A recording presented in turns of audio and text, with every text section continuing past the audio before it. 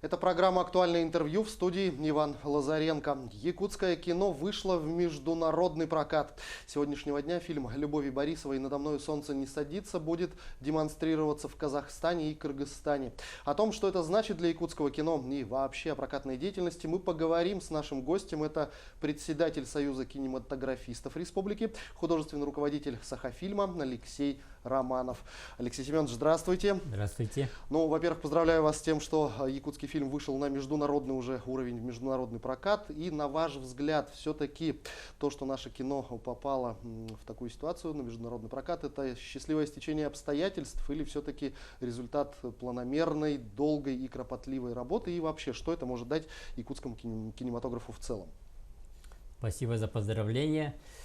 Но я думаю, что это результат планомерной работы. Да. Вот есть очень интересные образные, значит, высказывания у Чехова, что ружье, заряженное и висящее на стене, когда-то должен выстрелить. Вот. И вот на сегодняшний день кино якутское, значит, прошла 26 лет своего становления.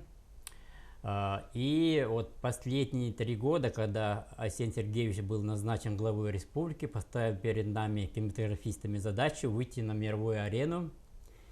И также в это же время был назначен молодой энергичный руководитель Дмитрий Шадрин, который закончил курс продюсеров.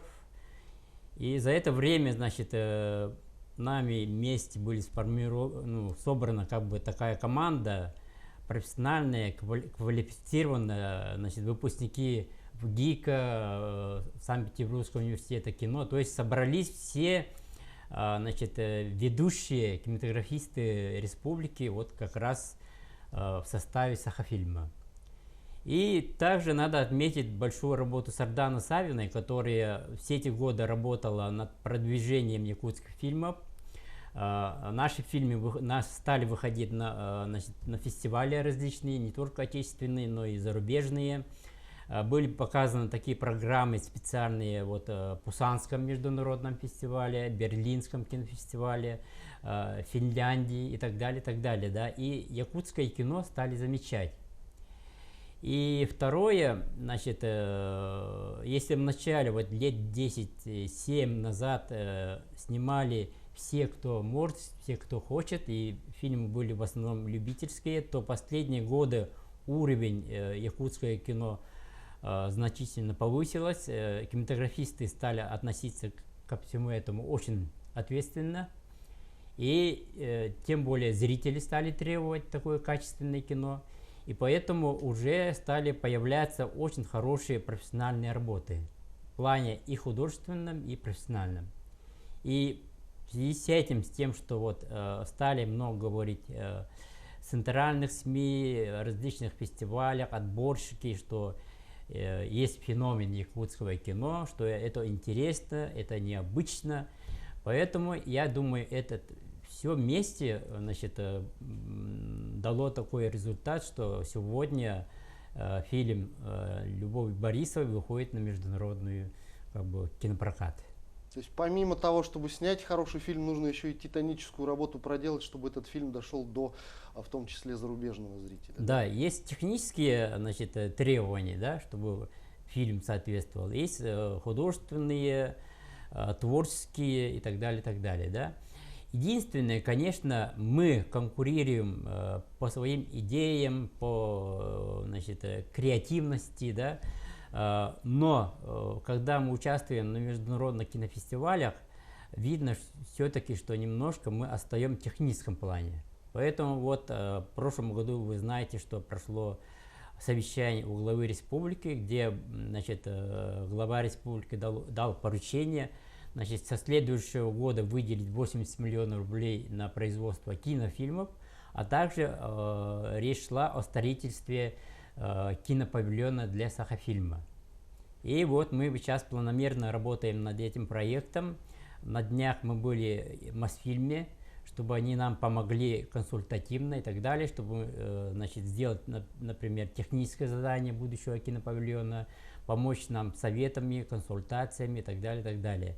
И если появится такой кинопавильон и будет модернизация Сахафильма, мы, конечно, будем соответствовать тем стандартам, которые необходимы для участия как на кинофестивалях, так и вот для выхода и на кинопрокат. А уже известно, где этот павильон будет располагаться?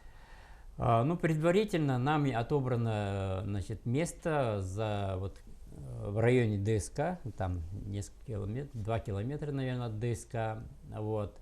И сейчас идет работа над тем, чтобы, значит, оформить тех задания, и, значит, будет составлен за полгода проектно-сметная документация.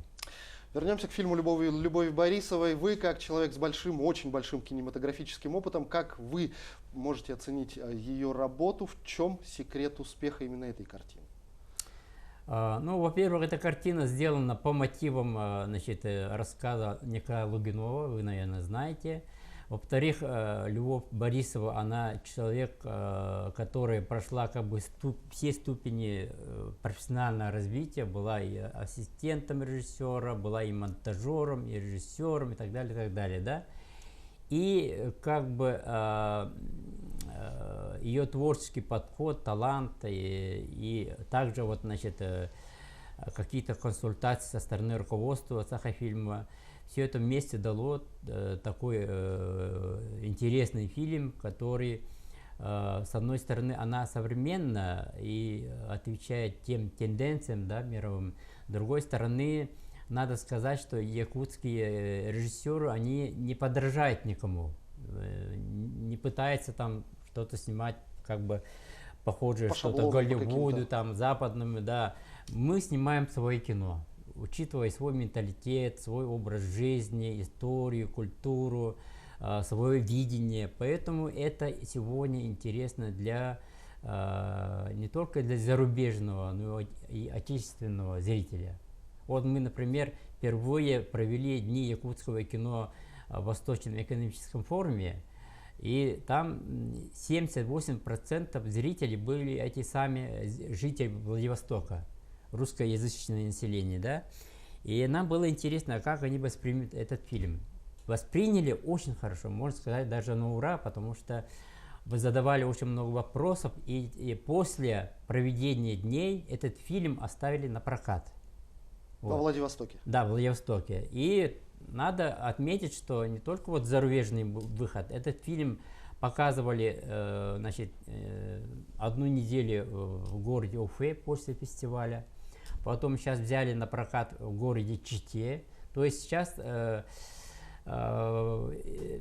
вот российский прокат чем труден? С одной стороны, есть большие, значит, компании, которые этим занимаются. С другой стороны, каждый кинотеатр каждого города решает сама, взять этот фильм на прокат или нет.